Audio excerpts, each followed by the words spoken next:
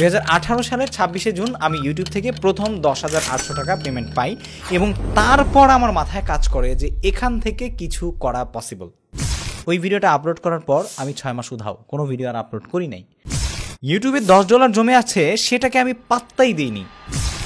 ব্যাংকে যাওয়ার পরে বলছে যে এটা গুগল অ্যাডসেন্স থেকে আপনাকে সিঙ্গাপুর থেকে পাঠানো হয়েছে। পরে আমি গুগল অ্যাডসেন্স কি এটাও ভালোভাবে বুঝতেছিলাম না যে আসলে গুগল অ্যাডসেন্সটা কি।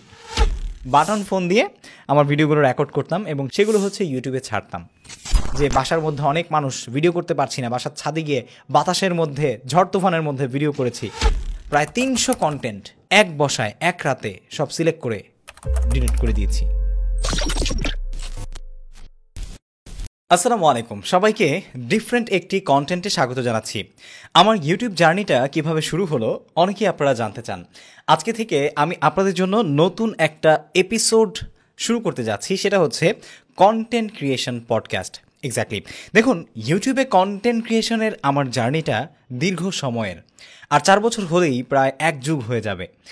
8 বছরের এই দীর্ঘ অভিজ্ঞতা থেকে আপনাদের শেয়ার করার রয়েছে অনেক কিছুই, আর জানারও রয়েছে অনেক কিছুই, যার কারণে একদম ক্ষুদ্র থেকে ক্ষুদ্র বিষয়গুলো অথবা বড় থেকে বড় বিষয়গুলো, আমার চ্যালেঞ্জগুলো কী ছিল, কী কী চ্যালেঞ্জ ফেস করেছি এবং সেগুলো কিভাবে কাটিয়ে উঠেছি, ভিডিও এডিটিং থেকে শুরু করে শুটিং, প্রোডাকশান, স্ক্রিপ্ট রাইটিং, অন্যদের ফলো করা, নিজের কন্টেন্ট যখন আসলে গ্রো করছিল না তখন কি করেছি, অপটিমাইজেশন কীভাবে শিখেছি, থাম্বনেল ডিজাইন, ভিডিও এডিটিং এবং আরও কন্টেন্ট ক্রিয়েশনের যতগুলো শাখা প্রশাখা রয়েছে, এই যে জায়গাগুলো, এই যে ধাপগুলো, সেগুলো কিভাবে অতিক্রম করেছি সে সম্পর্কেই আমার এই কন্টেন্ট ক্রিয়েশন পডকাস্ট থেকে আপনারা একে একে জানতে পারবেন, যেটার আজকের এপিসোড নাম্বার 1-এ আপনাদের সবাইকে সাদর সম্ভাষণ জানাচ্ছি। তো আমাদের আজকের এপিসোডের যেই উদ্দেশ্য সেটা হচ্ছে আমি আপনাদের সাথে একদমই সাবলীলভাবে কথা বলবো। আপনাদেরকে হুক করার মতো কোনো কিছুই নেই, আপনারা ভিডিওটা পুরো দেখতে হবে, ব্যাপারটা এমনও নয়। আবার আপনাদেরকে ভিডিওটা আমি জোর করে দেখাতে চাইবো, ব্যাপারটা এমনও নয়। শুধুমাত্র যারা কেবলই কন্টেন্ট ক্রিয়েশনে সিরিয়াস এবং চান যে ভুলগুলো জেনে ভুল থেকে শুধরে নিজের কন্টেন্ট ক্রিয়েশন জার্নিটাকে আরও সুগম করতে, তাদের জন্যই আমার এই কন্টেন্ট ক্রিয়েশন পডকাস্ট।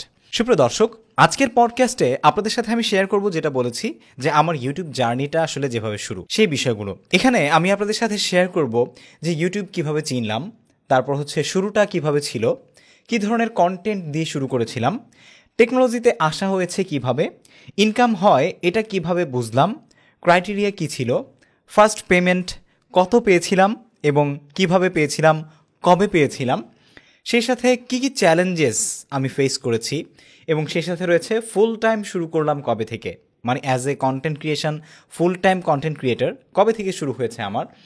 তারপর হচ্ছে আপনার কি আসলে ফুল টাইম শুরু করা উচিত কি না ইউটিউব কন্টেন্ট ক্রিয়েশন, এবং টিপস ফর বিগিনার্স।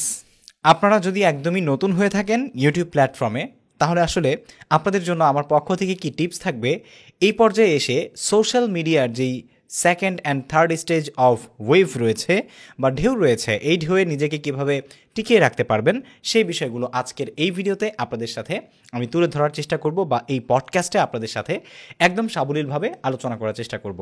তো প্রথমেই চলে আসি যে আমি আসলে ইউটিউব চিনলাম কিভাবে। দেখুন, এই ভিডিওটা কিন্তু আমি বারবার বলছি যে আপনাদের সাথে আমি খুব কনস্ট্রাকটিভ কোনো কথা বলবো না বা খুব স্ট্র্যাটেজিক্যালি কোনো কিছু বোঝাবো না, একদম সাবলীল গল্প বলার মতো আমি আমার কন্টেন্ট ক্রিয়েশন জার্নির এক একটা জায়গার, এক একটা পরিস্থিতির, এক একটা অভিজ্ঞতার যে আসলে গল্পগুলো রয়েছে, যে স্টোরিগুলো রয়েছে, সেগুলো আপনাদের সাথে শেয়ার করব।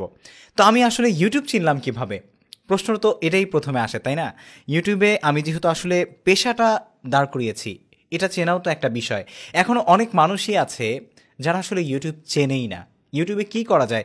ইভেন অনেক অনেক মানুষ আমি দেখেছি, আমি ইউটিউব কন্টেন্ট ক্রিয়েটর এটা বললে তারা বোঝেই না যে ইউটিউব কি।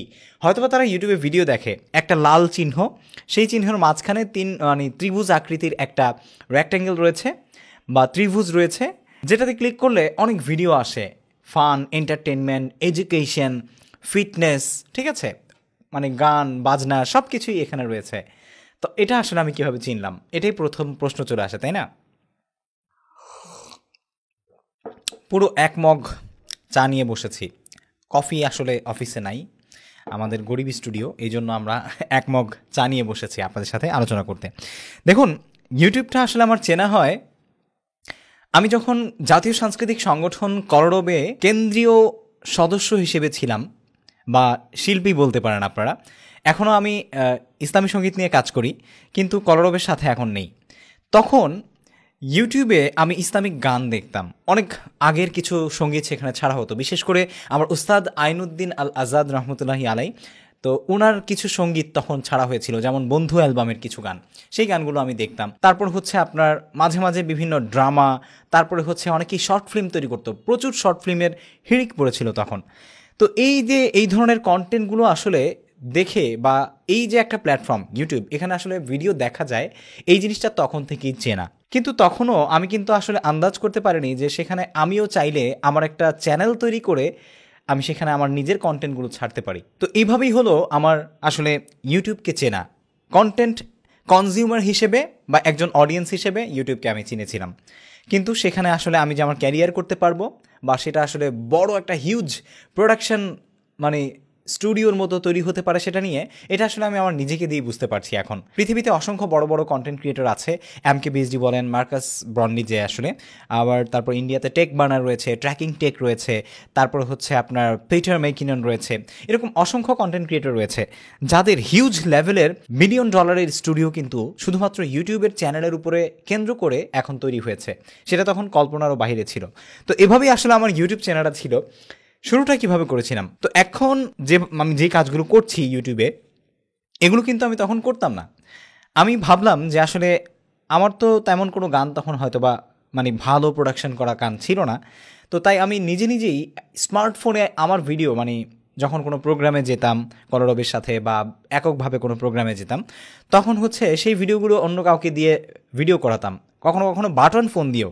তখন হয়তো বা আমার কাছে এত দামি ফোনও ছিল না, ঠিক আছে, বাটন ফোন দিয়ে আমার ভিডিওগুলো রেকর্ড করতাম, এবং সেই ভিডিওগুলো আমি হচ্ছে কোনোভাবে কম্পিউটারে ট্রান্সফার করে ডাটা কেবল দিয়ে সেগুলো হচ্ছে ইউটিউবে ছাড়তাম। মাঝে মাঝে আমি হচ্ছে মেহের জৈনের যেই আরবি বা ইংলিশ নাশিদগুলো আছে সেগুলো গেয়েও কিন্তু ছাড়তাম। আপনারা চাইলে এখনও আমার ফেসবুক প্রোফাইলে যদি ঘুরে দেখেন ওল্ডে, সেই গানগুলো কিন্তু এখনও দেখতে পাবেন। আমার তখনও খুব ভালো করে দাঁড়িয়ে ওঠেনি, তখন আমি আসলে এগুলো ছাড়ার চেষ্টা করতাম। আমি চাইতাম যে আসলে সবাই তো ছাড়ছে এখন, তাহলে আমিও একটু ছাড়ি, দেখি আমাকে কেউ চেনে কিনা, বা আমার গানগুলো কেউ দেখে কিনা, ঠিক আছে। তো তখন কিছু সংখ্যক মানুষ আমার গানগুলো দেখতো। তো গানের যেহেতু পরিধিটা আমার মাঠ পর্যায়ে বেশি ছিল, কারণ তখন সোশ্যাল মিডিয়াতে আসলে নাশিদ বা সোশ্যাল ইউটিউবে নাশিদ জিনিসটা বা ইসলামিক গান এত বেশি পপুলার হয়নি। শুধুমাত্র কলরবের কিছু গান কিছুটা ফেমাস ছিল, তার মধ্যে ছিল আপনার গড়েছো তুমি এই পৃথিবী জাহান, তুমি অসীম তুমি মহান, তারপরে হচ্ছে আল্লাহ তুমি দয়ার সাগর রহমানুর রাহিম, তারপর এরকম কিছু মানে পপুলার গান তখন ফেমাস হয়েছিল। সেই গানগুলি ঘুরে ফিরে মানুষ বেশি দেখতো এবং শুনতো। এরপরে হচ্ছে আস্তে আস্তে সবাই এসেছে। তো আমার আসলে ইসলামিক গান থেকে, আমি যেহেতু ইসলামিক গান ছাড়তাম, ইভেন আপনারা এই মুহূর্তে আমার যে পডকাস্টটা দেখতে পাচ্ছেন, টেক আনলিমিটেড চ্যানেল আমাদের 1 মিলিয়ন ছুঁই ছুঁই অবস্থায় চলে এসেছে। এই চ্যানেলটাও আমার সেই ইসলামিক গান ছাড়ারই মাধ্যম ছিল। আমি এইখানেই কিন্তু আমার ইসলামিক গানগুলো ছাড়তাম। পরবর্তীতে আমার এই চ্যানেলের নামটা আমি সাইফুর রহমান আজিম থেকে টেক আনলিমিটেডে ট্রান্সফার করেছি, বা নাম পরিবর্তন করেছি। তো এখন প্রযুক্তিতে আসলে কিভাবে আসা, ছোটোবেলা থেকেই কম্পিউটারের প্রতি মানে প্রচণ্ড রকমের আমার আসলে ভালো লাগা ভালোবাসা ছিল। যখনই কোনো প্রযুক্তিভিত্তিক কোনো কিছু মাথায় আসতো, বা কাউকে কোনো কিছু করতে দেখতাম, কম্পিউটার টিপতে দেখতাম, বা হচ্ছে গেমস খেলতে দেখতাম কম্পিউটারে, অথবা হচ্ছে কেউ কিবোর্ডে টাইপিং করছে, তার হাতের স্পিড খুবই ভালো, এগুলো দেখলেই আমার ইচ্ছে করতো যে আমি কেন আসলে এই কাজগুলো করব না। তো এই ভালো লাগা ভালোবাসা থেকেই এক পর্যায়ে কম্পিউটারের একটা মিনিমাল দক্ষতা আমার মধ্যে চলে আসে। আপনারা শুনলে অবাক হবেন, যখন আমি ইউটিউব শুরু করিনি তখনও আমার হাতের বাংলা এবং ইংলিশ টাইপিং স্পিড প্রায় 80-র কাছাকাছি ছিল পার মিনিটে, 80 শব্দ, যার কারণে অনেকেই মানে এটা নিয়ে খুব কিউরিয়াস থাকতো যে আমি কীভাবে এটা আয়ত্ত করেছি। তো আমার মানে টেকনোলজি জগতের সবচাইতে ফার্স্ট যেই ইমপ্রেশন ছিল সেটা ছিল আমার টাইপিং স্পিড ছিল প্রচুর রকমের স্পিডে। এখন হয়তো বা সেটা কমে এসেছে 70-75-এ বা হচ্ছে 60-65-তে, কিন্তু শুরুর দিকে এটা ছিল। তো এরকমভাবেই আস্তে আস্তে আমি হচ্ছে প্রযুক্তিগত দিক থেকে প্রথমত আমি কম্পিউটারের একদম গভীরে ঢুকে যাওয়ার চেষ্টা করেছিলাম, নট হার্ডওয়্যার, আমি সফটওয়্যারের দিক থেকে, যেমন হচ্ছে অফিস অ্যাপ্লিকেশান, পাওয়ার পয়েন্ট, তারপর হচ্ছে আপনার ফটোশপ, ইলাস্ট্রেটর, বা অনলাইনে যে সমস্ত কাজগুলো করা হয়, বা ইন্টারনেট ইন্টারনেট অ্যাপ্লিকেশন, ইন্টারনেট ব্যবহার, হ্যাঁ, এগুলোর যে অ্যাডভান্স লেভেলের ব্যবহারগুলো সেগুলো আমি তখন থেকেই আসলে আয়ত্ত করার চেষ্টা করেছিলাম। যার ফলে তখনও আমাদের দেশে মানুষ কিন্তু এই বিষয়গুলো নিয়ে খুব বেশি একটা পারদর্শী ছিল না। যার কারণে আমার মধ্যে এই জিনিসটা কাজ করলো যে আমি আসলে যেই কাজগুলো জানি বা আমি যেই কাজগুলো বুঝি, অন্ততপক্ষে সেই কাজগুলো আমার কাছে হয়তোবা ছোট, যে জানে না তার কাছে হয়তোবা অনেক বেশি প্রয়োজনের। সো এমনটা করলে কেমন হয় যে আমি যেই জিনিসগুলো জানি সেই জিনিসগুলো আমি আমার অডিয়েন্সের সাথে যদি ইউটিউবে শেয়ার করি, দেখি না কি হয়। তো এই ভাবনা থেকেই মূলত হচ্ছে আমার এই চ্যানেলটাতে ইসলামী সঙ্গীত যেই চ্যানেলেই ছিল সেই চ্যানেলেই আমি হচ্ছে আমার একটা ভিডিও আপলোড করি। ভিডিওটাতে আমি দেখিয়েছি যে কীভাবে পাসপোর্ট সাইজের ছবি তৈরি করতে হয় যে কোনো ছবি থেকে, ঠিক আছে। এই জিনিসটা নিয়ে আমি একটা ফটোশপের টিউটোরিয়াল তৈরি করেছিলাম, যেটা এখন আমার এই চ্যানেলে নেই, কারণ চ্যানেলের নিশ পরিবর্তন হওয়াতে আমি প্রায় 250 থেকে 300 ভিডিও ডিলিট করেছি, কারণ চ্যানেলের নিশ খুবই ইম্পর্ট্যান্ট। এই বিষয়গুলো নিয়ে আমি একে একে প্রত্যেকটা পডকাস্টে আপনাদের সাথে আলোচনা করব, তখন আপনারা বুঝতে পারবেন যে আসলে কোনটা কোন দিকে গুরুত্বপূর্ণ। পডকাস্ট থেকে অনেক ইন্সপায়ার হবেন যে আসলে কিভাবে একজন মানুষের লাইফ পরিবর্তন হয়ে যায় ইউটিউবের মাধ্যমে, সেটা আপনারা জানতে পারবেন। তো যখন ফটোশপে আমি হচ্ছে ওই ভিডিওটা তৈরি করলাম, ভিডিওটা সম্ভবত 5 মিনিট বা 7 মিনিটের একটা ভিডিও ছিল। আমি দেখালাম যে পাসপোর্ট সাইজের ছবি কীভাবে তৈরি করতে হয়, ব্যাকগ্রাউন্ড রিমুভ করা বা ব্যাকগ্রাউন্ড অ্যাড করা, মানে ফেসে একটু ফটো রিটাচ করা, এই জিনিসগুলো দেখিয়ে আমি একটা ভিডিও আপলোড করলাম। এবং তখনও আমার কোনো ইন্টেনশন ছিল না যে আমার ভিডিওটা অনেক মানুষ দেখবে, আমার সেই ভিডিও থেকে আমি ইনকাম করব, বা হচ্ছে আমার সেই ভিডিওটা থেকে ফেমাস হব বা ফেস ভ্যালু তৈরি হবে। এখন আপনারা অনেকে আমার অনেক কন্টেন্টে বলেন যে ভাই আপনি শুধু ইউটিউবে আসা নিয়ে আমাদেরকে মোটিভেট করছেন, বা হচ্ছে বলছেন যে এত এত ভিউজ নিন বা ভিউজ নিয়ে টাকা আয় করুন। ভাই আপনার তো ফেস ভ্যালু আছে, এই জন্য আপনার পক্ষে এটা সম্ভব হয়েছে বা আপনি এটা তৈরি করেছেন, আপনাকে মানুষ চিনে। আপনি একটা ভিডিও আপলোড করলে আজকে যদি ভিউজ নাও হয়, 5-6 মাস পরে বা 1 বছর পরে সেটা ভিউজ হবেই। মানুষের সামনে গেলে অসংখ্য কমেন্ট আমি পাই। ইভেন আজকেও আমি আমাদের লাস্ট যেই লেটেস্ট কন্টেন্টগুলো আছে সেই কন্টেন্টে এই ধরনের কমেন্ট পেয়েছি। আপনারা বারবার বলেছেন যে ভাই আপনার পক্ষে সম্ভব, আমাদের পক্ষে সম্ভব না। দেখুন, আপনার জায়গায় আমিও ছিলাম, এবং আমার এই পডকাস্টের কারণ বা উদ্দেশ্য কিন্তু এটাই, কন্টেন্ট ক্রিয়েশন জার্নির যে অভিজ্ঞতা সেটা আপনাদের শেয়ার করা, যাতে করে আপনি ডিমোটিভেট না হয়ে যান এবং আপনি যেন আসলে সত্যিটা জানতে পারেন, সত্যি জেনে নিজের অবস্থানকে তৈরি করতে পারেন। শুধু সঙ্গে থাকুন, প্রতিটা পডকাস্ট শোনার চেষ্টা করুন। তো যেটা বলছিলাম, ওই ভিডিওটা আমি আপলোড করি, আপলোড করার পর 6 মাস উধাও। আরে ভাই, কনসিস্টেন্সি কি বা কন্টেন্ট ক্রিয়েশনের যে 3টা সি আছে, কনসিস্টেন্সি, ক্রিয়েটিভিটি, কমিউনিকেশন, এই 3টা জিনিস খুবই গুরুত্বপূর্ণ, ঠিক আছে। তো এই 3টা জিনিস মানে কী জিনিস, সেই জিনিসটাই আমি বুঝতাম না তখন, যার কারণে আমি কিন্তু তখন কোনো প্রকারের কনসিস্টেন্সি মেনটেন করতাম না বা ধারাবাহিকতা মেনটেন করতাম না। তো ধারাবাহিকতা মেনটেন না করার কারণে আমি ওই ভিডিওটা আপলোড করার পর আমি 6 মাস উধাও, কোনো ভিডিও আর আপলোড করি নাই।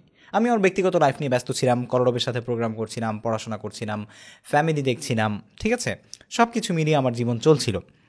তো হঠাৎ 6 মাস পর আমি যখন আমার ইউটিউব চ্যানেলে ঢোকার পর দেখলাম সেখানে $10 জমে আছে এবং 50,000 ভিউজ হয়েছে সেই ভিডিওটাতে, আমার এই মানে পাসপোর্ট সাইজের ছবি কিভাবে বানাতে হয় সেই ভিডিওতে।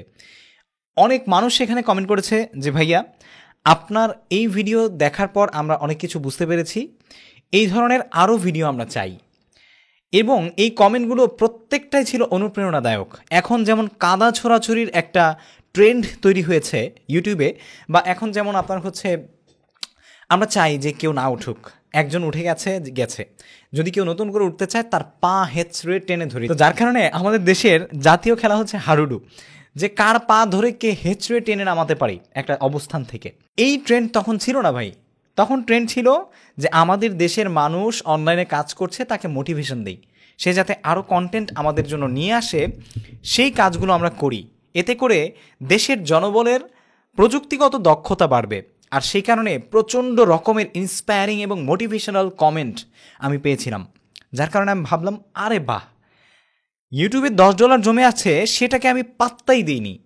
আমার কোনো ফোকাসই সেখানে ছিল না, কারণ আমি ভাবছিলাম এটা হয়তোবা এমনি দেখাচ্ছে, কোনো স্কোর হয়তোবা দেখাচ্ছে, এই ডলার আমি আদৌ পাবো না, এবং এটাকে আমি সাইড করে রাখছিলাম এক প্রকার।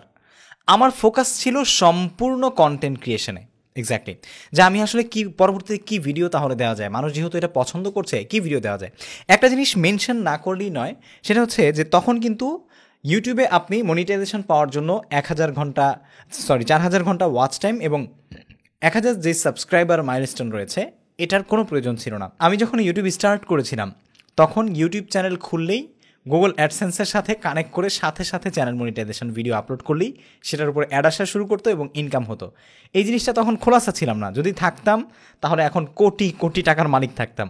ঠিক আছে, তখন বুঝি নেই যখন আসলে চ্যানেলটা তৈরি করেছিলাম। তো যাই হোক, আল্লাহ তাআলা সব কিছুর মালিক, যখন যার জন্য যেটা রিজিকে বরাদ্দ আছে সে সেটাই পাবে। আল্লাহর কাছে প্রতি মিনিটে প্রতি সেকেন্ডে সর্বাবস্থায় শুকরিয়া জ্ঞাপন করছি, শুকরিয়া আদায় করছি, আলহামদুলিল্লাহ। তো এখন আমি কি করলাম, ভাবলাম যে ঠিক আছে তাহলে পরবর্তীতে আমি কী নিয়ে ভিডিও বানাতে পারি। আমি ওই $10 নিয়ে আমার কোনো টেনশন নেই, আমার টেনশন হচ্ছে আমি পরবর্তীতে কী নিয়ে ভিডিও বানাবো। পরে আমি আরেকটা ভিডিও বানালাম যে কীভাবে ফটোশপে 3R সাইজের ফটো সাইজ ক্রিয়েট করা যায়, জেনারেট করা যায়, এই ধরনের একটা ফটো ভিডিও বানালাম। সেই ভিডিওটাও প্রায় 20,000 মানুষ দেখলো এবং সেটাও আমি প্রায় আপলোড করার 1-2 মাস পরে গিয়ে দেখলাম।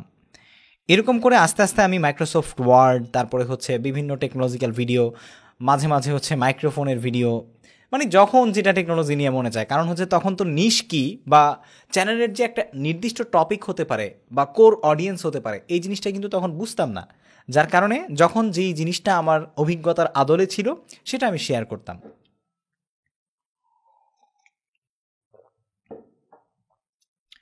তারপর আস্তে আস্তে আমার ভ্রমণের ইচ্ছে ছিল। ভ্রমণের ইচ্ছে থেকে ইন্ডিয়াতে যাতায়াত করা শুরু করলাম, ইন্ডিয়ায় ঘোরা শুরু করলাম। প্রথমবার ইন্ডিয়া যাবার পর ইন্ডিয়ান ভিসার উপর আমার বেশ ভালো একটা দক্ষতা এলো এবং পাসপোর্ট সম্পর্কিত অনেক তথ্য আমি জানতে পারলাম আমার নিজের কাজগুলো করতে গিয়ে। পরবর্তীতে দেখলাম যে প্রযুক্তিগত আওতায় এই পাসপোর্ট এবং ভিসার যে বিষয়গুলো আছে এগুলোও পড়ে, কিন্তু প্রযুক্তির যে অসংখ্য ডানা শাখা প্রশাখা রয়েছে এই বিষয়ে এতটা ভ্রুক্ষেপ করিনি। তো যাই হোক, যেই জানা সেই কাজ। পাসপোর্ট এবং ইন্ডিয়ান ভিসা নিয়েও আমি অনেক তথ্য সমৃদ্ধ কন্টেন্ট আমার এই টেক আনলিমিটেড চ্যানেলেই, তখন সাইফুর রহমান আজিম নামে ছিল, আপলোড করা শুরু করলাম, ওই কন্টেন্টগুলোর পাশাপাশি। এবং সেই সাথে বাংলাদেশের অসংখ্য প্রযুক্তিগত ইনফরমেশন রিলেটেড যে কন্টেন্টগুলো রয়েছে, যেমন আপনার ভ্যাট সার্টিফিকেট কীভাবে তৈরি করতে হয় বা বিজনেস আইডেন্টিফিকেশন নাম্বার কীভাবে তৈরি করতে হয়, তারপর হচ্ছে আপনার টিন সার্টিফিকেট কীভাবে তৈরি করতে হয়, ট্যাক্সের যে সার্টিফিকেটটা রয়েছে, এরকম অসংখ্য ইনফরমেশনাল কন্টেন্ট যেগুলো আমজনতার অনেক বেশি প্রয়োজন, যেগুলো তথ্য প্রযুক্তি নির্ভর, সেগুলো আমি আপলোড করা শুরু করলাম। এবং আস্তে আস্তে আমার সেই কন্টেন্টগুলো জনপ্রিয়তা পাওয়া শুরু করলো, কারণ তখন এই ক্যাটাগরির উপরে আসলে খুব বেশি একটা প্রতিদ্বন্দ্বী ছিল না। তখন যখন আস্তে আস্তে আমি কন্টেন্ট করা শুরু করলাম, তখন টেকনোলজি বিটে 2-1 ফেমাস কন্টেন্ট ক্রিয়েটর কাজ করতো, যারা এখন পর্যন্ত ফেমাস আছে এবং কাজ করছে। তাদের মধ্যে এক হচ্ছে আমাদের সোহাগ 360 ভাইয়ের, সোহাগ 360-র সোহাগ মিয়া ভাই, আর হচ্ছে আপনার এটিসি অ্যান্ড্রয়েড টোটো কোম্পানি, যে কোম্পানিটা মোবাইল ফোনের যে রিভিউ করে চ্যানেলটা, ওই চ্যানেলের তুষার ভাইরা এই কাজগুলো করছিল বা কন্টেন্টগুলো তৈরি করছিল, খুবই ভালো কাজ করছিল।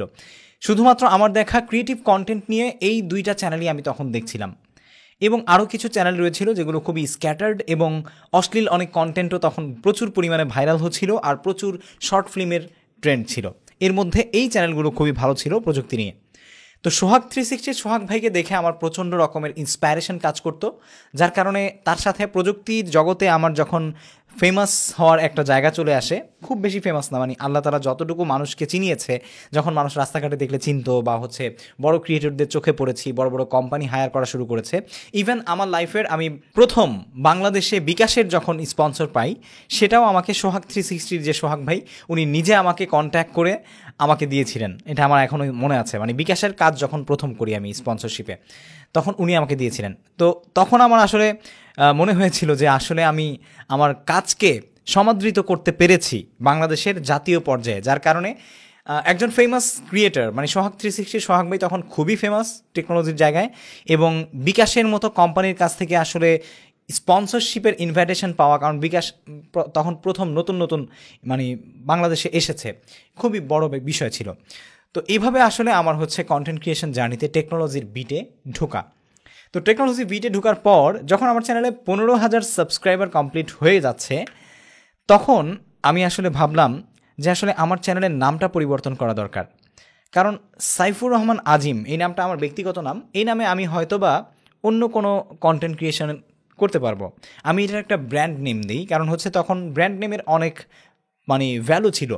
যেমন হচ্ছে সোহাগ 360, তারপর হচ্ছে এটিসি অ্যান্ড্রয়েড টোটো কোম্পানি, তারপরে তখন ছিল হচ্ছে আপনার ভাই ব্রাদার্স লিমিটেড, তারপরে হচ্ছে আপনার জীবন সমস্যার সমাধান। হ্যাঁ, যেই চ্যানেলগুলো এখন মানে আর দেখা যায় না, অনেক চ্যানেল আসলে ঝরে পড়ে গেছে, এরকম অসংখ্য চ্যানেল আছে। তারপরে আপনার হচ্ছে প্র্যাঙ্ক এন্টারটেনমেন্ট, তো এরকম অসংখ্য চ্যানেল ছিল যেগুলো ফেমাস ছিল। তো যাই হোক, আমার চ্যানেলের নামটা তখন আমি টেক আনলিমিটেড নামে দিয়ে দিলাম। অসংখ্য রিসার্চ করলাম চ্যানেলের নাম নিয়ে, এবং চ্যানেলের নামটা আসলে কী রাখা উচিত, কেমন রাখা উচিত, সেগুলো নিয়ে রিসার্চ করলাম। রিসার্চ করার পরে দেখলাম যে আসলে আমার চ্যানেলে আমি যেহেতু প্রযুক্তি নির্ভর অনেক কিছুই আনলিমিটেড জিনিসপত্র শেয়ার করছি, সে কারণে আমি টেক আনলিমিটেড নামের নামটা নির্ধারণ করলাম, এবং এটার যেই মানে ডোমেইন থাকে, হোস্ট মানে এক্সটেনশন youtube.com/techaunlimitedbd সেটাও পেয়ে গেলাম, যার কারণে আমি এটা নির্ধারণ করলাম। তো এভাবেই ছিল আসলে টেক আনলিমিটেড চ্যানেলটার সূচনা। তো এখন টেক আনলিমিটেড চ্যানেল সূচনা করার পর আমি যখন প্রায় 80,000 সাবস্ক্রাইবারের কাছাকাছি চলে যাই, তখন আমার চ্যানেলে অসংখ্য ভিউজ এবং অসংখ্য ভিডিও আপলোড হয়ে গেল। এর মাঝখানে একটা জিনিস হয়েছে, সেই জিনিসটা কি, সেটা হচ্ছে প্রথম পেমেন্ট। ইনকাম হয় এটা কিভাবে বুঝলাম, সেটা বোঝার পর হচ্ছে প্রথম পেমেন্টটা পেয়েছি। ইনকাম হয় এটা কীভাবে বুঝলাম, যখন হচ্ছে দেখলাম যে ইউটিউবে আমার আস্তে আস্তে ডলার বাড়ছে, ওই যে $10, ওই $10 থেকে আস্তে আস্তে $50, $60 মাসে মাসে জমে জমে 2017 সালের 26শে জুন আমার অ্যাকাউন্টে প্রথম 10,800 টাকা ক্রেডিটেড হয়। ডাচ বাংলা ব্যাংকের অ্যাকাউন্ট ছিল তখন আমার। সেটা কিভাবে কোত্থেকে হয় যাচাই বাছাই করার জন্য আমি ব্যাংকে গেলাম। ব্যাংকে যাওয়ার পরে বলছে যে এটা গুগল অ্যাডসেন্স থেকে আপনাকে সিঙ্গাপুর থেকে পাঠানো হয়েছে। পরে আমি গুগল অ্যাডসেন্স কি এটাও ভালোভাবে বুঝতেছিলাম না যে আসলে গুগল অ্যাডসেন্সটা কি। পরে আমার মাথায় কাজ করলো, আচ্ছা গুগল অ্যাডসেন্স তো হচ্ছে আমি ওই যে গুগলের ইউটিউবে যখন অ্যাকাউন্ট তৈরি করেছিলাম, তখন হচ্ছে আমি গুগল অ্যাডসেন্সের সাথে আমার অ্যাকাউন্টটাকে লিঙ্ক করেছিলাম এবং আমার ব্যাঙ্ক অ্যাকাউন্ট সেখানে অ্যাড করে দিয়েছিলাম। তারপরে আমি গুগল অ্যাডসেন্সে গিয়ে দেখি যে আমার লাস্ট পেমেন্ট সেখানে দেখাচ্ছে $110 না কত যেন, আমার এখন খেয়াল নেই, তবে বাংলা টাকাটা সেটা হচ্ছে 10,800 টাকার মতো। তো সেদিন মানে আমি বিশ্বাস করতে বাধ্য হলাম যে ইউটিউব থেকে আর্ন করা সম্ভব। 2017 সালের 26শে জুন, সরি 2018 সাল, 2018 সালের 26শে জুন, 2017 সালে হচ্ছে আমার মেয়ের জন্মদিন ছিল। 2017 সালের 26শে জুন আরোয়ার জন্মদিন ছিল আমার মেয়ে। ওর ঠিক পরের বছর মানে 1 বছর যখন ওর হয়েছে 2018 সালে, ঠিক ওর জন্মদিনের দিন আমি এই পেমেন্টটা পেয়েছিলাম। এটা আমার স্পষ্ট মনে আছে। সরি, 2018 সালের 26শে জুন আমি ইউটিউব থেকে প্রথম 10,800 টাকা পেমেন্ট পাই, এবং তারপর আমার মাথায় কাজ করে যে এখান থেকে কিছু করা পসিবল। তখন আমার মাসিক ইনকামের কথা বললে ভাই আপনারা বিলিভই করবেন না, মানে এত হজবরল অবস্থা ছিল। ঠিক আছে, তো এই 10,500 টাকা আমার এক্সট্রা ইনকাম হওয়ার পর আমি বুঝতে পারলাম যে আসলে এখান থেকে কিছু করা সম্ভব। এরপরে আমি টাকার জন্য তখনও আমি মানে দৌড়াইনি। আমার ফোকাস ছিল যে ঠিক আছে আমি তো কিছু করছি, আমি জব করছি বা পড়াশোনাও করছি, ইসলামিক গান করছি, মোটামুটি আমার একটা ইনকাম সোর্স আছে বিভিন্ন দিক থেকে। সো আমার এইখানকার যে ইনকামটা, এটা নিয়ে আমার এত বেশি মাথা ব্যথা ছিল না। তবে মানুষ আমার কন্টেন্ট দেখছে, সেখান থেকে উপকৃত হচ্ছে। ভিডিও আপলোড করলেই 20,000, 30,000, 40,000, 50,000, 1 লাখ মানুষ দেখছে। এই জিনিসটা আমার মধ্যে খুবই প্রফুল্লতা তৈরি করছে, যার কারণে আমি হচ্ছে এখনও ইউটিউবের ইনকামটাকে সাইডে রেখে কাজ করে যাচ্ছি। তো প্রথম ইনকামটা এভাবেই আমি পেয়ে গিয়েছিলাম। তো আমার চ্যানেলে যেটা বলছিলাম, গল্পের কিছুটা আগে যাই, আমার চ্যানেলে যখন 80,000 সাবস্ক্রাইবার হয়ে যায়, তখন আমি সিদ্ধান্ত নেই এবং বুঝতে পারি যে আসলে ইউটিউব কন্টেন্ট ক্রিয়েশনে যে কোনো বিটে আপনার নির্দিষ্ট একটা নিশ নিয়ে কাজ করা উচিত। তখন আমি আমার কন্টেন্টগুলোকে ফিল্টার করা শুরু করলাম এবং আমার নলেজকে আমি ফিল্টার করা শুরু করলাম। আমার কোন দিকের নলেজ সবচেয়ে বেশি, আমি ফিল্টার করলাম আমার টিউটোরিয়াল ভিত্তিক নলেজগুলো, আমি ফিল্টার করলাম আমার ইউটিউব কন্টেন্ট ক্রিয়েশন ভিত্তিক নলেজগুলো, আমি ফিল্টার করলাম পাসপোর্ট এবং ভিসা ভিত্তিক নলেজগুলো। এগুলো ফিল্টার করার পর আমি দেখলাম আমার টেক আনলিমিটেড চ্যানেলে আমি ইউটিউব কন্টেন্ট ক্রিয়েশন নিয়েই বেশি ভিডিও আপলোড করে ফেলেছি। সেটা তুলনামূলক মানে সবগুলোর ভাগে এটাতে বেশি রয়েছে।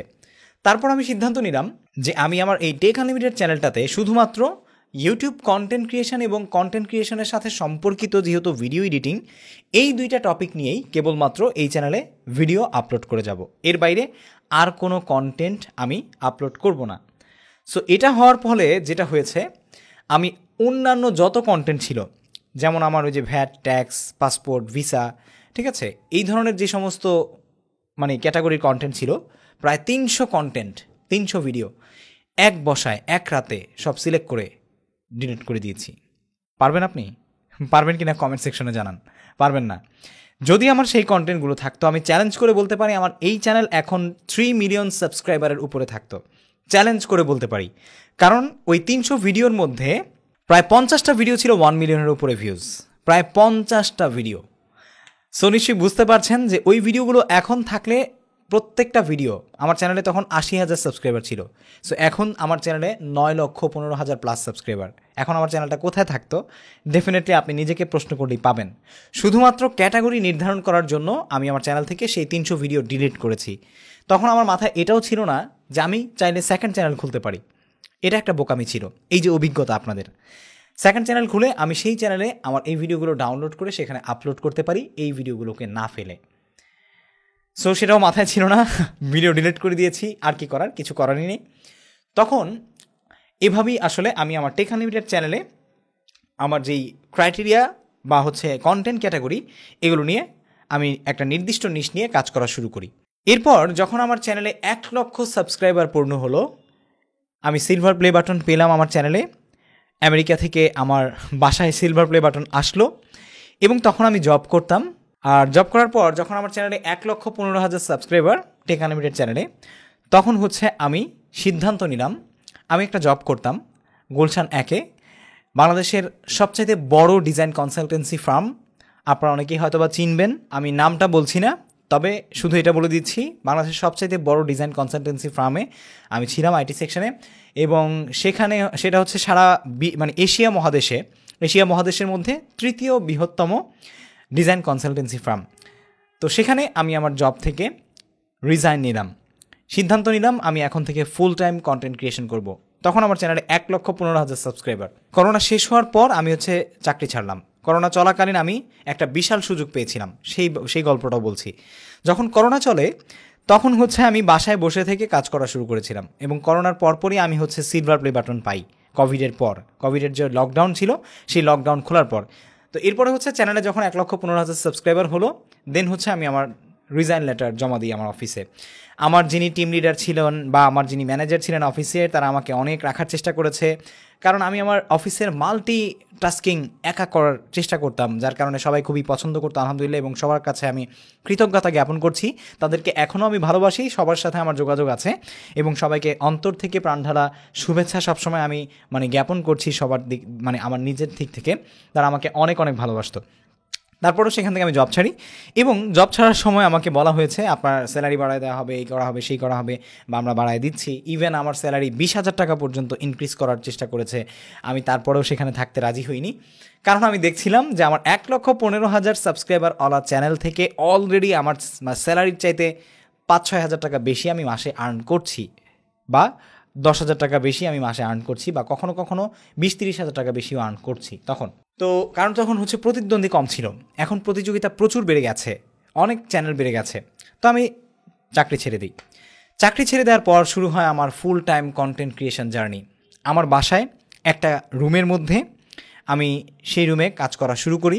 না ছিল স্টুডিও, না ছিল আমার জানালায় একটা পর্দা, না ছিল হচ্ছে আমার একটা ভালো টেবিল, না ছিল ভালো একটা কম্পিউটার, না ছিল ভালো একটা মোবাইল ফোন। যা ছিল তা দিয়ে আমি শুরু করেছি। এর পেছনে আরও গভীর অনেক গল্প রয়েছে। খুব সহজেই আপনাদেরকে আমি আমার 1 লক্ষ সাবস্ক্রাইবারের যে গল্প সেটা বলে ফেলেছি, কিন্তু এর পেছনে আমার যে স্ট্রাগল, সেই স্ট্রাগলগুলো, চ্যালেঞ্জেস যখন আপনাদেরকে আমি বলবো তখন আপনারা বুঝতে পারবেন। সো একটা রুমে আমি কাজ করা শুরু করি। এক রুমে হচ্ছে আমার কম্পিউটার, একটা টেবিল, এই সব কিছু ছিল।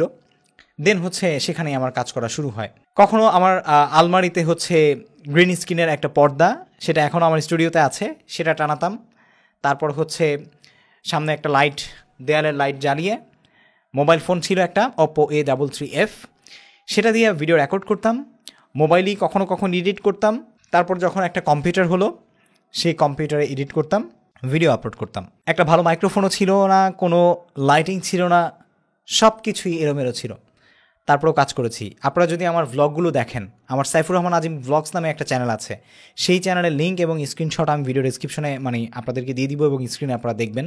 এই চ্যানেলটা যদি আপনি ওল্ডে যান, দেখবেন যে সেখানে আমি আমার যে কন্টেন্ট ক্রিয়েশনের মাঝে মাঝে একটা দুইটা ভিডিও আপলোড করতাম, আমি কিভাবে কাজ করেছি সেটা আপনারা দেখলে বুঝবেন। কখনো হচ্ছে আপনার ওয়ারড্রোবের উপরে মোবাইল রেখে, কখনো হচ্ছে আপনার টেবিলের উপরে মোবাইল রেখে, কখনো বাসার ছাদে গিয়ে। এই চ্যানেলে এখনও অনেক কন্টেন্ট রয়েছে যে বাসার মধ্যে অনেক মানুষ ভিডিও করতে পারছি না, বাসার ছাদে গিয়ে বাতাসের মধ্যে, ঝড় তুফানের মধ্যে ভিডিও করেছি, বাইরে দাঁড়িয়ে রোদের মধ্যে ভিডিও করেছি। অসংখ্য এরকম ভিডিও রয়েছে। এই চ্যালেঞ্জেসগুলো আমি মোকাবেলা করেছি। এরকম অসংখ্য চ্যালেঞ্জ রয়েছে। এর মধ্যে একটা উল্লেখযোগ্য চ্যালেঞ্জ হচ্ছে, আমি দাড়ি টুপি মাদ্রাসায় পড়া মানুষ, যদিও পরবর্তীতে আমি স্কুলে পড়েছি, কলেজে পড়েছি, ইউনিভার্সিটি থেকে জার্নালিজম, কমিউনিকেশন অ্যান্ড মিডিয়া স্টাডিজের উপরে এখন গ্র্যাজুয়েট হয়েছি আলহামদুলিল্লাহ। কিন্তু আমার লেবাস আমি পরিবর্তন করিনি, মুখে দাঁড়িয়ে আছে। এই জন্য অসংখ্য মানুষ, আমার বন্ধুরা আমাকে প্রচুর আন্ডার এস্টিমেট করতো। তো আমি তো আর ওই যে শাহরুখ খানের একটা ডায়লগ আছে, don't under estimate the power of common man. তো এটার মধ্যে মাঝে মাঝে তাকে একজন বলতো যে পাওয়ার অফ হালুয়াই। তো দেখুন, আমি তো আর এরকম ডায়লগ কাউকে দিতে পারিনি। আমি শুধু চেয়েছি কাউকে কনভিন্স না করতে, আমি চেয়েছি শো করতে, আমি দেখাবো। আপনাদের কনভিন্স করার কোনো প্রয়োজন আমার নাই। আমি দেখাতে চাই আপনাদেরকে যে আমি যেটা করছি সেটা সঠিক, এবং এই পথে আমি ডেফিনেটলি কিছু অর্জন করতে পারবো। সেটা পয়সা বা টাকা বা বাড়ি গাড়ি না হোক, অন্ততপক্ষে মেধা, অন্ততপক্ষে অভিজ্ঞতা, কথা বলার অভিজ্ঞতা, ক্যামেরার সামনে নিজের কথা বলার স্টাইল অর্জন করা, যে কোনো জায়গায় পাবলিক প্লেসে যে কোনো বিষয় নিয়ে কথা বলতে পারার যোগ্যতা, যে কোনো সময় যে কোনো ক্যামেরার সামনে যে কোনো বিষয় নিয়ে কথা বলার একটা ইনফরমেশনাল নলেজ, এবং অসংখ্য অসংখ্য কন্টেন্ট রিসার্চ করার পর ইংলিশের যে কোনো শব্দ খুব সহজেই মাথায় আয়ত্ত করতে পারা। এই যে মেধাগুলো, এগুলো কন্টেন্ট ক্রিয়েশন থেকে এসেছে। স্ক্রিপ্ট রাইটিং, ভিডিও এডিটিং, তারপর হচ্ছে আপনার অপটিমাইজেশন। ওভার থিঙ্কিং না করে আমি জাস্ট চেষ্টা করেছি যে আমি যা করছি সেগুলো দিয়ে আমি আপনাদেরকে শো করব যে আপনারা যারা আমাকে আন্ডার এস্টিমেট করছেন, আপনাদের এই আন্ডার এস্টিমেট আমার কোনো কিছুতেই কাজে লাগবে না। শুধু একটা জিনিস হয়ে কাজে লেগেছে, সেটা হচ্ছে আমি আপনাদের কাছ থেকে ইন্সপায়ারেশন পেয়েছি যা আমি আপনাদেরকে দেখাবো। ইভেন আমি এটার রেজাল্টও পেয়েছি। আমি আমার চ্যানেলের একটা সাক্ষাৎকারে বলেছিলাম যে আপনারা যারা আমাকে ছোট করেছিলেন, আমাকে যারা বলেছিলেন দেখ দেখ হুজুর হয়ে আবার ইউটিউবে ভিডিও বানায়, দেখ স্টার হয়ে গেছে, ফেমাস হওয়ার চেষ্টা করতেছে, এই করতেছে সেই করতেছে। তো যারা আমাকে এই ধরনের কথাগুলো বলতো, তারা আমাকে এখন না, আরও অনেক আগেই কফি অফার করা শুরু করেছিল, যখন দেখলো যে ইউটিউব প্ল্যাটফর্মে আমার একটা গ্রহণযোগ্যতা, ইউটিউব প্ল্যাটফর্মে আমার একটা অডিয়েন্স বেজ তৈরি হয়েছে, এবং মোটামুটি বাংলাদেশে অনেকেই আমার টেক কন্টেন্টগুলো কনজিউম করেছে। তখন তারা হচ্ছে তাদের সহানুভূতি, এমপ্যাথি, সিম্প্যাথি সব কিছু দিয়ে আমাকে ঢেলে দিয়েছে। ফ্যামিলিতে অসংখ্য এরকম মানুষ রয়েছে যারা আমাকে আন্ডার এস্টিমেট করেছে। তারপরও আমি এই চ্যালেঞ্জগুলো মোকাবেলা করেছি। শুধু তাই নয়, বাবা মায়ের কাছ থেকে পর্যন্ত একটি পয়সাও নেইনি আমার কন্টেন্ট প্রোডাকশন করার জন্য। কোনো মাইক্রোফোন, কোনো লাইট, কোনো ব্যাকগ্রাউন্ড সেট আপ, কোনো ম্যাকবুক, কোনো আইফোন, কোনো গ্যাজেট, কোনো কেবল, ইভেন আমার স্টুডিও করার জন্য একটা ঝাড়ু পর্যন্ত না। এখন স্টুডিও আছে, একসময় ছিল না। কোনো কিছুই না, কারো কাছ থেকে আমি একটা টাকা পয়সার হেল্প নেইনি। আমি নিজে নিজে কন্টেন্ট ক্রিয়েশন করে যেই টাকা আর্ন করেছি সেগুলো দিয়ে একে একে আমি আস্তে আস্তে সব কিছু করেছি। এখান থেকে আপনাদের জন্য বড় একটা শিক্ষা, সেটা হচ্ছে আপনারা মনে করেন যে কন্টেন্ট ক্রিয়েশন শুরু করার আগেই 20-25 লাখ বা 1 কোটি টাকা ইনভেস্ট করে আমি আমার স্টুডিওর কাজ শুরু করি, তারপরে হচ্ছে কন্টেন্ট ক্রিয়েশন করব। ভাই, আপনি কিভাবে এটা বলতে পারেন যে আপনি এত টাকা ইনভেস্ট করার পর আপনি সফল হবেন? তাই আপনার কাছে যা আছে আপনি তাই দিয়ে শুরু করুন। এটা আমার অভিজ্ঞতা থেকে আমি বলতে পারি। আর যদি আপনার থাকে, আপনি রিচ কিড হয়ে থাকেন, তাহলে তো ভাই ভিন্ন হিসাব। রিচ কিড এবং অভিজ্ঞতা, যোগ্যতা দুইটাই যদি আপনার কাছে থাকে তাহলে ভিন্ন হিসেব, কিন্তু আমার হিসেবটা ছিল একদমই আলাদা। এছাড়াও আরও অসংখ্য চ্যালেঞ্জ রয়েছে। তার মধ্যে প্রথম চ্যালেঞ্জ, ভালো স্টুডিও নেই, ভালো লাইট নেই, ভালো ক্যামেরা নেই, ভালো মোবাইল ফোন নেই, তারপর হচ্ছে ভালো সেট আপ নেই, কোনো কিছুই নেই। প্রথম চ্যালেঞ্জ। সামাজিক একটা অবস্থা, তখন মানুষ বুঝতো না। আরে ভিডিওর ছাদে গিয়ে ভিডিও বানানো মানুষ বলতো যে আরে কি করতেছে। এইগুলো কিন্তু ফেস করেছি।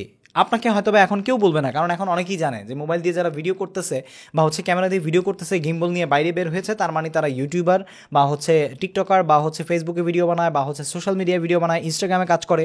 অসংখ্য এই ধরনের প্ল্যাটফর্ম তৈরি হয়েছে। এখন মানুষের এই বিষয়গুলো একদম ইজি টু ইউজ হয়ে গেছে। হ্যাঁ, তো নিউরিনেসের সাথে এখন মানুষ কিন্তু পরিচিত। আমাদের সময় ব্যাপারটা ছিল একদমই ভিন্ন। আরও বড় চ্যালেঞ্জ তৈরি হলো কখন, যখন দেখলাম যে অনেক কিছু একসাথে একা করতে হয়। Video editing, shooting, script writing, content idea generate করা, তারপরে হচ্ছে ডিপ থিঙ্কিং করা, সেগুলো রিসার্চ করা, গবেষণা করে পড়াশোনা করা, স্টাডি করা, ভিডিও এডিটিং করা, তারপর হচ্ছে আপনার সেগুলোকে আবার আপলোড করা, থাম্বনেল ডিজাইন করা, ভিডিও অপটিমাইজেশন করা। আমার চ্যানেলের কন্টেন্টের সার্চ ইঞ্জিন অপটিমাইজেশন কেমন ছিল, এটা যারা আমার কন্টেন্ট 4-5 বছর যাবৎ ধরে দেখছেন বা 3-4 বছর যাবৎ দেখছেন তারা জানেন। একটা সময় ছিল আমি চ্যালেঞ্জ করে বুকে হাত দিয়ে বলতে পারি, যে কোনো টপিকে ভিডিও আপলোড মানে ভিডিও সার্চ করলেই, টেক রিলেটেড যে কোনো টপিকে ভিডিও সার্চ করলেই ইউটিউবের টপ সার্চ র্যাঙ্কে আমার একটা ভিডিও 1 থেকে 3 বা 4 মধ্যে থাকতোই। আমি বুকে হাত দিয়ে এখনও বলতে পারি। ইভেন আমি এখনও বলবো, আমার যারা 4-5 বছরের আগের অডিয়েন্স আছেন তারা এই জিনিসটা স্বীকার করতে বাধ্য হবেন। মানুষের সাথে আগে রাস্তায় দেখা হলে বলতো যে ভাই আপনার ভিডিও আমি হয়তোবা দেখছি কম, কিন্তু ইউটিউবে যখনই কিছু সার্চ করি আপনার ভিডিও সামনে আসে। এটা হচ্ছে ইউটিউবে তখন যে অ্যালগোরিদম ছিল, সেই অ্যালগোরিদমের সাথে আমি আমার কন্টেন্ট অপটিমাইজেশনটা এত ভালোভাবে বুঝতে পেরেছিলাম, এত ভালোভাবে আমি আসলে লিক করতে পেরেছিলাম আমার মাথায়, যার কারণে এটা সম্ভব হয়েছিল। সো এই অভিজ্ঞতা, কঠোর পরিশ্রম, কঠোর কোমর ব্যথা, মেরুদণ্ডের হাড্ডির ব্যথা, সারা রাত বসে থেকে কন্টেন্ট বানাইছি, রাতে শুরু করছি, ফজর পর্যন্ত ভিডিও এডিট করছি, সকালে ঘুমিয়ে আবার দুপুরের পরে কাজ করা শুরু করেছি, অসংখ্য হয়েছে ফুল টাইম কন্টেন্ট ক্রিয়েশন করার পর। এরকম অসংখ্য চ্যালেঞ্জ রয়েছে। সো এই যে চ্যালেঞ্জগুলো বললে কিন্তু বলা শেষ হবে না, রাত পার হয়ে যাবে। যদি শুধু চ্যালেঞ্জ নিয়ে আপনারা একটা পডকাস্ট চান যে ইউটিউব কন্টেন্ট ক্রিয়েশনে আমি কি মানে চ্যালেঞ্জ ফেস করেছি, যাতে করে আপনারা শিখতে পারেন, জানতে পারেন এবং সেগুলো থেকে নিজেকে মানে তুলে আনতে পারেন, তাহলে আমাকে কমেন্ট করে জানান। আমি সেই সম্পর্কেও একটা এপিসোডে আপনাদের সাথে শেয়ার করব। তারপরে মাঝখানে আরও বড় একটা চ্যালেঞ্জ এসেছিল, সেটা হচ্ছে আমার কম্পিউটারে যেটা নিয়েছিলাম সেটা নষ্ট হয়ে গিয়েছিল। তো এই কম্পিউটার নষ্ট হয়ে যাওয়ার পরে যেটা হয়, আমার মাথায় আকাশ ভেঙে পড়ে। এখন মোটামুটি একটা বড় চ্যানেল, আবার এত বড় না যে আমি হুট করেই একটা ভালো পিসি কিনে সেখানে কাজ করব। কিন্তু আল্লাহ তাআলা ব্যবস্থা করে দিয়েছেন। এরকম অসংখ্য চ্যালেঞ্জ এসেছে, আপনাদেরও আসবে। তো এগুলো কোনো ব্যাপার না, এই চ্যালেঞ্জগুলো নিয়ে আপনাদেরকে এগিয়ে যেতে হবে, এটাই হচ্ছে বড় বিষয়। আর এখন সবচেয়ে বড় যে চ্যালেঞ্জ এই মুহূর্তে, সেটা হচ্ছে প্রতিযোগিতা। কন্টেন্ট ক্রিয়েটর এখন অসংখ্য রকমের বেড়ে গেছে। কন্টেন্ট ক্রিয়েটর দেখবেন যে মানে ব্যাঙের ছাতার মতো সব জায়গায় হয়ে গেছে। রাস্তায় যেখানে বের হবেন দেখবেন যে কন্টেন্ট ক্রিয়েটর, বা হচ্ছে আপনি ইউটিউবে যদি ঢুকেন দেখবেন যে অডিয়েন্সের চাইতে কন্টেন্ট ক্রিয়েটর বেশি। এটা কোনো ইস্যু না, এটা হবেই, স্বাভাবিক, ঠিক আছে। পৃথিবীতে জনসংখ্যা যত বাড়বে, সেই সাথে প্রত্যেকটা পজিশনে মানুষের মানে গ্রহণযোগ্যতা এবং এক্সপেকটেশন অনেকটা বাড়বে, এটাই স্বাভাবিক, ঠিক আছে। তো এখন পরবর্তীতে যে বিষয়টা শেয়ার করবো সেটা হচ্ছে ফুল টাইম শুরু করলাম কবে থেকে, সেটা নিশ্চয়ই বুঝে গেছেন। আমার প্রশ্ন থেকে চলে এসেছে যে আমি 2021 সালের মানে থেকে মোটামুটি ফুল টাইম শুরু করি, বা কোভিডের যে লকডাউন শেষ হয় তখন থেকে ফুল টাইম শুরু করি। আর ফুল টাইম শুরু হওয়ার পর থেকে আমি একা কাজ করেছি 2024 সালের শুরু পর্যন্ত। হ্যাঁ, একা, একদম কোনো প্রকারের টিম মেম্বার ছিল না। 2024 সালের জানুয়ারি মাসে আমি আলাদা স্টুডিও নেই। হ্যাঁ, এখন আপনারা যেখানে আমাকে দেখতে পাচ্ছেন এই স্টুডিওতে আমি 2024 সালে আমি আসি। এর আগে আমার বাসার মধ্যেই স্টুডিও ছিল, আপনারা অনেকেই ভিডিও দেখেছেন, হয়তো বা বুঝতে পারেননি, কিন্তু এর আগে আমি বাসায় কন্টেন্ট তৈরি করতাম, বাসায় একটা রুমের মধ্যে আমার কন্টেন্ট তৈরি হতো। বাট 2024 সাল থেকে আমি আমার স্টুডিও নেই এবং এডিটর নিয়েছি। তারপরে হচ্ছে এখন আবার থাম্বনেল ডিজাইনারও আছে, এডিটর আছে, এবং আমাদের টিম আস্তে আস্তে ইনক্রিজ হচ্ছে। হ্যাঁ, এই মাসেও নতুন করে আরও একজন আমাদের টিমে ইনশাআল্লাহ ইনক্লুড হতে যাচ্ছে। তো এভাবেই আস্তে আস্তে আমাদের টিম ইনশাআল্লাহ আমরা বড় করব। তো এখন কথা চলে আসে যে আমি এই যে দীর্ঘ 2018 সালে আমি প্রথম পেমেন্ট পেয়েছি, এরপর থেকেই তো মোটিভেশন এসেছে যে কিভাবে আসলে টাকা আয় করা যায় বা কিভাবে কন্টেন্ট আপলোড করা যায়। তখন থেকে 2018, 19, 20, 21 সাল, এই 3 বছর, 22, 23, 24, এই 6 বছর আমি টানা এককভাবে সব কিছু হ্যান্ডেল করেছি। Video editing, thumbnail design, content research, তারপর হচ্ছে সার্চ ইঞ্জিন অপটিমাইজেশন, যা যা আছে এভরিথিং A to Z আমি নিজে করেছি। কন্টেন্ট প্রোডাকশন, সব কিছু। কেউ আমার সঙ্গে ছিল না, আমার ফ্যামিলিতেও কেউ হেল্প করেনি, কেউ না, একদমই একজন ব্যক্তিও না, কারণ আমি কাউকে চাইনি বিরক্ত করতে। আমি এককভাবে একাই সব কিছু করেছি। সব কিছু একা করেছি। ইভেন থাম্বনেলের জন্য ছবিটা তুলতে হলেও মোবাইলটা এক জায়গায় রেখে, ক্যামেরাটা এক জায়গায় রেখে হয়তো বা ভিডিও করেছি বা শ্যুট করেছি, মাঝে মাঝে এরকম করে পোজ দিয়েছি, এরকম করে পোজ দিয়েছি, এগুলো সব ভিডিও অন করে পোজ দিয়েছি এবং তখন স্টিল পিকচার ভিডিও থেকে পজ করে নিয়ে তারপরে থাম্বনেল ডিজাইন করেছি। আপনারা আমার চ্যানেলে যত ফেমাস কন্টেন্ট এই পর্যন্ত দেখবেন সবগুলো আমার নিজের ডিজাইন করা, আমি সব কিছুই নিজে করেছি। তো এই যোগ্যতা, এই অভিজ্ঞতা একদিনে তৈরি হয়নি। যখন আপনার মধ্যে ডেডিকেশন, কনসিস্টেন্সি, ক্রিয়েটিভিটি থাকবে, অধ্যাবসা থাকবে, তখন আপনি এই কাজগুলো করতে পারবেন। এখন প্রশ্ন চলে আসে যে আপনার কি ফুল টাইম শুরু করা উচিত কিনা এই মুহূর্তে এসে। হ্যাঁ, আপনি চাইলে শুরু করতে পারেন, তবে কিছু বিষয় রয়েছে, একদমই সূচনা লগ্নে নয়। ফুল টাইম কন্টেন্ট ক্রিয়েশন আপনি তখনই করতে পারেন যখন আপনার চ্যানেলটা একটা ভালো পর্যায়ে চলে যায়। আমি যেমন দেখুন 1,15,000 সাবস্ক্রাইবার আমার চ্যানেল হওয়ার পর আমি কিন্তু ফুল টাইম শুরু করেছি। দেন হচ্ছে আমার সেকেন্ড চ্যানেল আমি পরবর্তীতে স্টার্ট করেছি সাইফুর রহমান আজিম নামে, যেটাতেও এখন প্রায় 6.5 লাখ প্লাস সাবস্ক্রাইবার রয়েছে। আমার ওই ধরনের কন্টেন্টগুলো, ফেসবুক, তারপরে হচ্ছে টেকনোলজির অন্যান্য যে বিষয়গুলো, সেগুলো নিয়ে হচ্ছে আমি সেই চ্যানেলে কন্টেন্ট আপলোড করি। এরপর আবার ভ্লগিং কন্টেন্ট, আমার নাশিদ কন্টেন্ট, প্রত্যেকটা নিশ নিয়ে আমি এখন আলাদা আলাদা চ্যানেল তৈরি করে রেখেছি, সেগুলোতে আমার ভিডিও আপলোড হচ্ছে। তো এখন ফুল টাইম কন্টেন্ট ক্রিয়েশন আপনি শুরু করতে পারেন তখন যখন অলরেডি আপনি বুঝতে পারছেন যে এখন আপনার যেই স্টুডিওর খরচ, আপনার বাৎসরিক যেই সফটওয়্যারের খরচ রয়েছে, বা আপনার স্টুডিওর খরচ রয়েছে, আপনার ব্যক্তিগত খরচ রয়েছে, ফ্যামিলির খরচ রয়েছে, সব কিছু দিয়ে যদি দেখেন যে না আপনি এখন পারবেন আপনার ইউটিউবের ইনকাম থেকে, তখন আপনি চাইলে ফুল টাইম স্টার্ট করতে পারেন। তারপরেও পাশাপাশি একটা বিজনেস আপনি ডেফিনেটলি রাখবেন। কখনোই শুধুমাত্র ইউটিউবের উপর নির্ভরশীল হবেন না, এটা উচিত নয়। আমি আপনাদেরকে বলছি ঠিকই, কিন্তু আমার নিজেরই অন্য কোনো বিজনেস নাই, আমি নিজেই কন্টেন্ট ক্রিয়েশনের উপর নির্ভরশীল, বা সম্পূর্ণ কন্টেন্ট ক্রিয়েশন করি, এ পর্যন্ত নেই, হয়তো ভবিষ্যতে ইনশাল্লাহ খুব শীঘ্রই করব। তবে আমার ইনকাম সোর্স একটা না, income source different kind of রয়েছে। আপনি শুধু ইউটিউবের অ্যাড রেভিনিউর উপরে নির্ভর করে কিন্তু আপনি আপনার এত বড় কর্মযোগ্য পরিচালনা করতে পারবেন না। পাশাপাশি আপনার অ্যাফিলিয়েটে থাকতে হবে, আপনার স্পন্সরশিপ থাকতে হবে, ব্র্যান্ড কোলাবোরেশন থাকতে হবে, ইউটিউবের অ্যাড রেভিনিউ, ফেসবুকের অ্যাড রেভিনিউ, ইনস্টাগ্রামের অ্যাড রেভিনিউ। হ্যাঁ, ইনস্টাগ্রামের অ্যাড রেভিনিউ নাই, সেখানে স্পন্সরশিপ আছে। তো এখান থেকে যে মাল্টিপল রেভিনিউ সোর্স আছে সেগুলোর মাধ্যমে আপনাকে কিন্তু এগিয়ে যেতে হবে। পাশাপাশি আপনি চাইলে ডিফারেন্ট বিজনেস কিন্তু তৈরি করতে পারেন আপনার ইউটিউব চ্যানেলকে মার্কেটিং টুল হিসেবে ব্যবহার করে। ঠিক আছে, তো এই ছিল আসলে জার্নি, এবং আপনার আসলে ফুল টাইম শুরু করা উচিত কিনা সেটা। শুরুতেই কেউ ফুল টাইম শুরু করবেন না, এটা আপনাদেরকে বলছি। আর আরেকটা বিষয় হচ্ছে, স্টুডেন্ট লাইফে কেউই শুরুতে ফুল টাইম কন্টেন্ট ক্রিয়েশন শুরু করার চেষ্টা করবেন না। পড়াশোনার পাশাপাশি সপ্তাহে 1-2টি করে কন্টেন্ট আপলোড করলেই আমার কাছে মনে হয় যথেষ্ট, এর বেশি প্রয়োজন নেই। এখন চলে আসে যে নতুনদের জন্য আসলে টিপস ফর বিগিনার্স, নতুনদের জন্য বলার কি আছে। দেখুন, নতুনদের জন্য আমি 5টি কথা বলবো। এই 5টি যদি আপনি মেনে চলতে পারেন, তাহলে এই যে এখন কন্টেন্ট ক্রিয়েশনের বা সোশ্যাল মিডিয়ার যে থার্ড ওয়েভ চলছে, ঢেউ চলছে, এই ঢেউয়ের মধ্যে আপনি নিজেকে ভাসিয়ে চলতে পারবেন। এর মধ্যে 1 নম্বরে যেটা, সেটা হচ্ছে ডেডিকেশন। এক্স্যাক্টলি, আপনার মধ্যে যদি অধ্যবসায় না থাকে, লেগে থাকার প্রবণতা না থাকে, আপনাকে দিয়ে ইউটিউব কন্টেন্ট ক্রিয়েশন কখনোই হবে না। এই প্ল্যাটফর্মটা হচ্ছে এমন একটা গেম, যে গেমটা আপনাকে ম্যারাথন স্প্রিন্ট করলে হবে না, ম্যারাথনের মতো দৌড়াতে হবে।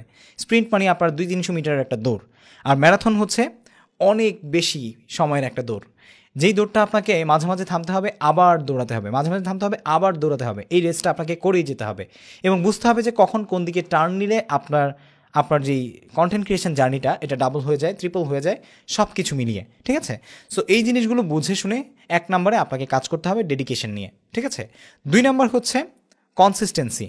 ঠিক আছে, রেগুলারিজম, আপনি যদি আজকে একটা ভিডিও আপলোড করেন এবং 6 মাস পর্যন্ত আমার মতো অপেক্ষা করেন যে 6 মাস পরে ঢুকে দেখবো আজিম ভাইয়ের মতো 50,000 সাবস্ক্রাইব ভিউজ হয়ে যায় কিনা এবং $10 ইনকাম হয় কিনা, পারবেন না।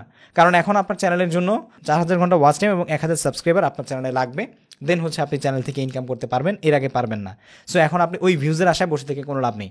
একটা সময় ছিল চ্যানেলে 10,000 ভিউজ আসলেই সাবস্ক্রাইব মনিটাইজেশন দিয়ে দিত, তারপর এটা পরিবর্তন হয়েছে।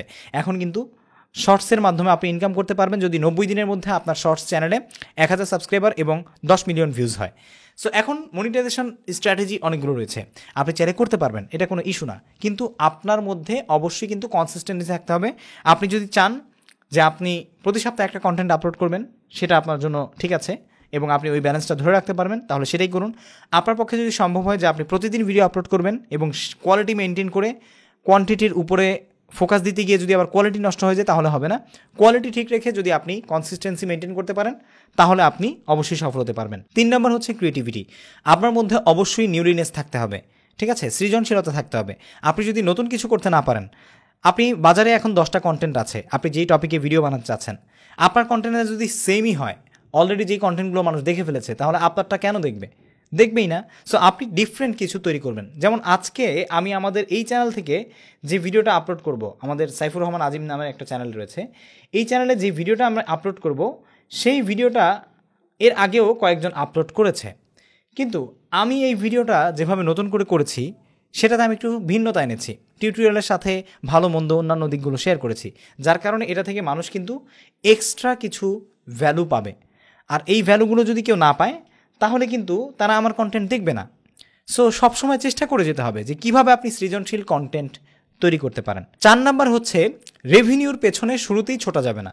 যেহেতু আমি বিগিনার টিপস দিচ্ছি, যদি রেভিনিউর পেছনে আপনি ছুটেন যে আমি টাকা ইনকাম করব, টাকা কামাবো, টাকা কামাবো, টাকা টাকা টাকা টাকা টাকা করলে কিন্তু আপনার সারাদিন টাকার গান গাইতে হবে, আপনার অডিয়েন্স বেজ তৈরি হবে না। আপনি যদি আপনার কন্টেন্ট ক্রিয়েশন জার্নিতে অডিয়েন্স বেজ তৈরি করতে পারেন, কমিউনিটি বিল্ড করতে পারেন, সাবস্ক্রাইবার বেজ তৈরি করতে পারেন, বিশ্বাসযোগ্যতা, ট্রাস্টওয়ার্দিনেস তৈরি করতে পারেন, তাহলে টাকা আপনার পেছনে ছুটবে, আপনার টাকার পেছনে ছুটতে হবে না। আপনি বিশ্বাসই করবেন না, বাংলাদেশে এখন অসংখ্য কন্টেন্ট ক্রিয়েটর রয়েছে, এরকম অসংখ্য, যারা রাতে ঘুমিয়ে থাকলে সকালে ঘুম থেকে উঠে দেখে 1 লাখ টাকা ইনকাম হয়ে গেছে, তার ঘুমের মধ্যেও টাকা ইনকাম হচ্ছে। আমি যদি ঘুমাই, আমার কি ইনকাম বন্ধ হয়ে থাকবে না। আমি ঘুমাবো, আমার ভিডিও মানুষ দেখবে, সেখান থেকে আমার ইনকাম হবে। আমি ঘুমাবো, আমার অ্যাফিলিয়েট মার্কেটিংয়ের লিঙ্ক থেকে ক্লিক করে মানুষ হচ্ছে বিভিন্ন জিনিস পারচেজ করবে, বিভিন্ন অ্যাকাউন্ট রেজিস্টার করবে, বিভিন্ন ট্রানজ্যাকশন করবে, সেগুলো থেকে আমি হচ্ছে অ্যাফিলিয়েট মার্কেটিংয়ের কমিশন পাবো, আমার ইনকাম হতেই থাকবে। সো এটা হচ্ছে একটা প্যাসিভ ইনকাম সোর্স। প্যাসিভ ইনকামের মাধ্যমে আপনি কিন্তু আসলে যদি ধনী হতে চান, এখন যদি একটু দুনিয়াবি কথায় আসি, আল্লাহ তাআলা আমাদের সবাইকে ধনী করেই পৃথিবীতে পাঠিয়েছেন। আমাদের যাদের হাত পা আছে আমরা সবাই ধনী, আমাদের অর্থটাই বড় ধন নয়। তারপরেও যদি একটু দুনিয়ার কথায় আসি, যে আপনি যদি ধনী হতে চান, তাহলে অবশ্যই আপনার কিন্তু প্যাসিভ ইনকামের দরকার আছে। সো প্যাসিভ ইনকামের জন্য কিন্তু YouTube channel, Facebook page, affiliate marketing, book writing, এগুলো খুবই ফেমাস একটা নিশ। সো আপনি যদি ধনী হতে চান, তাহলে এটাও একটা মাধ্যম। যাই হোক, মজাও করছিলাম, তবে কথা সত্য, ঠিক আছে? সো আপনি ঘুমিয়ে থাকবেন, আপনার ইনকাম হবে, যার কারণে আপনি এটার পেছনে দৌড়ানোর দরকার নেই, টাকা টাকা করতে হবে না। আপনি কন্টেন্টের পেছনে দৌড়ান, কন্টেন্টে ভ্যালু দিন, টাকা আপনার পেছনে দৌড়াবে, ঠিক আছে? Last but not for the least, last যেটা বলবো সেটা হচ্ছে, ইউটিউবে কন্টেন্ট ক্রিয়েশন করতে এসে সবসময় আপনার মাথায় এটা রাখতে হবে, আমি রিস্কের মধ্যে আছি। আমি শুরু করলাম, আমি বিগিনার, আমি 10 লাখ টাকা ইনভেস্ট করে ক্যামেরা কিনলাম, লাইটিং কিনলাম, কালকেই আমার চ্যানেল কিন্তু হ্যাক হয়ে যেতে পারে, কালকেই আমার চ্যানেল কিন্তু টার্মিনেশনে চলে যেতে পারে, কালকেই আমার চ্যানেল কিন্তু ডিমনিটাইজ হয়ে যেতে পারে। তখন আমি কি করব?